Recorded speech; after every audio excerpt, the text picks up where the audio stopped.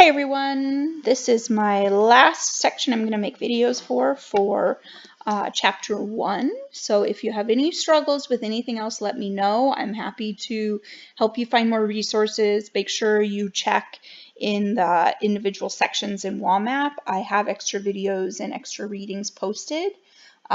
But with this review stuff, I don't make videos for everything because some of it hopefully is comfortable. That doesn't mean that you should be worried if you don't know it. It just means that you should tell me. I've tried to pick the things that I think the most people will actually need a little bit of extra help with. Okay, so last thing, adding and subtracting radicals. The big idea here is just really the same idea we use with any adding and subtracting. We have to add and subtract like terms. So integers are easy. Any integer is like term with other integer. Fractions aren't like terms unless they have the same denominator because we have to be talking about the same size pieces that we're adding together. Here, they're not like terms unless they have the same radical part.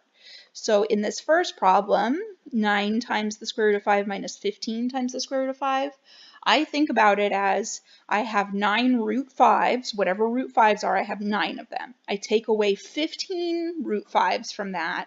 What am I going to be left with? And it really is a coefficient problem. If I had 9 and I take away 15, I've got -6 of them. Okay, so like terms, always addition, subtraction, like terms. That's how it'll be with variables as well. You have to be adding and subtracting things that are the same. So when I ask myself about 4 root 6 minus 8 root 5, I don't get very far because root 6's are not the same size as root 5's, and I can't just say I have so many root 6's or I have so many root 5's. So really here, the answer is just what you started with. So you can rewrite it, you can say can't be simplified, something like that. But you can't do any better if you can't make the radical parts match up. However, you have to be a little cautious. So in the third one, we can't just throw that one away and say, no, can't be done, I quit. Because while root 3's and root 12's and root 75's are not the same size, sometimes you can simplify the radicals to make them match up. So I absolutely can't do anything with a root 3, but a root 12 is the same as a root 4 times 3, which is a 2 root 3. And root 75 is the same as root 25 times 3, which simplifies to 5 root 3. So notice all of them are now root 3's. So 7 root 3's minus 10 root 3's plus 10 root 3's. And that actually is kind of convenient because if I have 10 root 3's, I'm going to go a little out of order, but that's legal, and I take away 10 root 3's, that's no root 3's. I then have a 7 root 3 that I'm also adding on, so that's all I'm left with. So if the roots don't match up, you can't add, but you can try to make the roots add up before you make the roots match up, before you just totally give up on a problem. And that's about all for skill set for these. So we'll do one more with some cube roots, and then I have a quick application. But in some ways, the adding and subtracting is kind of nice. There's not nearly so much with the rationalizing denominators and canceling as happens in the multiplication and division. So this might be the exception where I kind of like the addition subtraction. Okay, so once again, I'm seeing cube root 108, cube root 40, cube root 5, cube root 500. These are not particularly looking fun in terms of being like terms, but I think I probably can simplify. Let me think about it. I hate when I make myself big numbers. The 40 I've got, here, let me change colors. The 40 is 8 times 5. We're cube rooting, so the 8 is fantastic. I can't do anything with cube root of 5. Cube root of 500, I think what I want there is 125 times, does that work? Yeah, times 2 is 250, times 2 again is, yeah, so times 4. 125 times 4. Okay, and let me think about this. Root 108, what am I trying to get out of that? So it's divisible by 2. 2 times 54. And 54 is 9 times 6. 2 times 3 times 3 times 3. So there's my 9. And there's my 6. And there's my 2. And I'm looking for perfect cubes. Okay, so it's a 27. 27 goes into 108 4 times. Sorry, slow on that one. So 27 times 4. Okay, so 9. Cube root of 27 is 3. So that turns into 3 cube root 4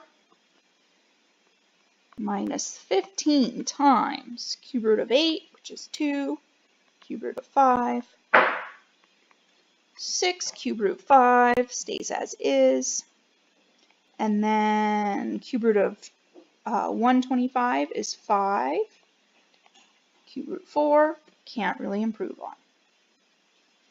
So I do have some like terms, but it's not all 4 of them, so I'm going to go through and clean up coefficients a little.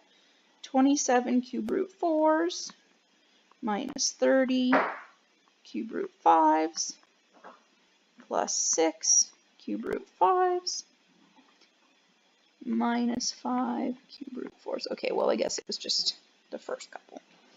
So cube root 4s I can combine. If I have 27 cube root 4s and I take 5 of them away, I'm left with 22 cube root 4s. And then cube root 5s. If I have negative 30 and I add 6, I have negative 24 cube root 5s. So again, the idea is you don't have to know exactly what cube root of 5 is. You're just counting up how many you have. Okay, so try to extract roots if the roots aren't matching up. Last but not least, I'm just going to go ahead and do this in one since this one's not too long so far. Find the perimeter of a triangle with base square root of 8 and hypotenuse 16. I left out a word and I'm going to add it in because otherwise our life is very sad. We are going to assume this is a right triangle. Okay, so I'm going to draw a right triangle, which just means it has a right angle. I don't know, maybe like this.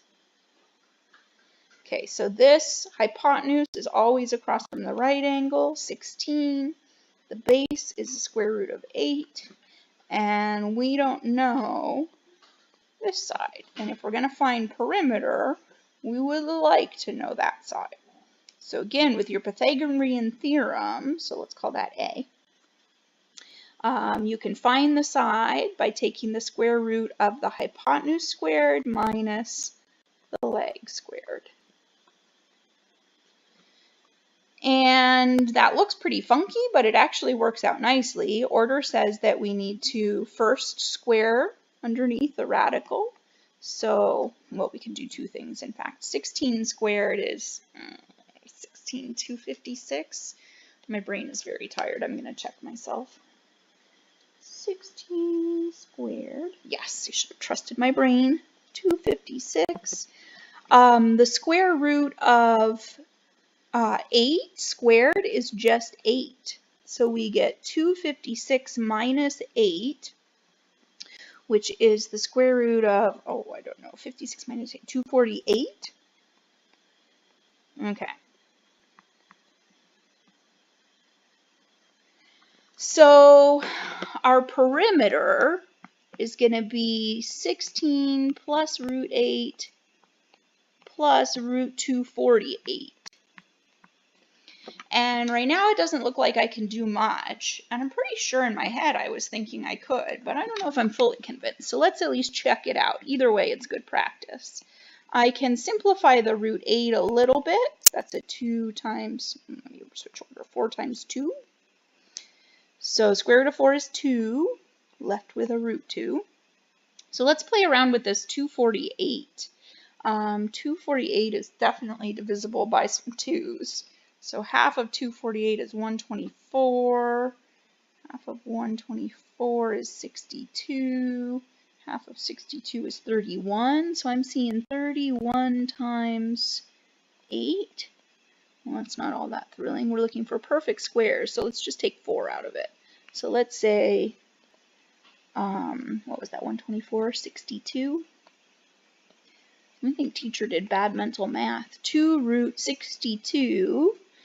But I actually kind of like this anyways because it goes back to my main point. So my original intentions aside, one of our main points with addition subtraction is you can't add things if they're not like terms. And in this case, none of them are like terms. So this is actually as good as it gets. We'll just leave it just like that. So be thoughtful about like terms. Okay, thanks for watching.